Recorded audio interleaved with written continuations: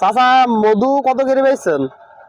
মধু তো বাবু খুব ভালো মধু, ওতে একবারে বলবা না খেসাল মেশাল করবান গো। একবারেই বলো দেখি নেওয়া যায় নাকি।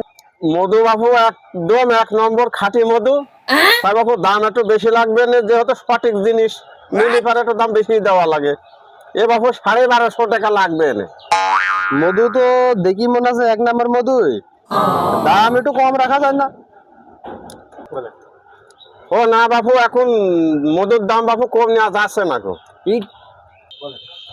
না না একটু কম রাখেন।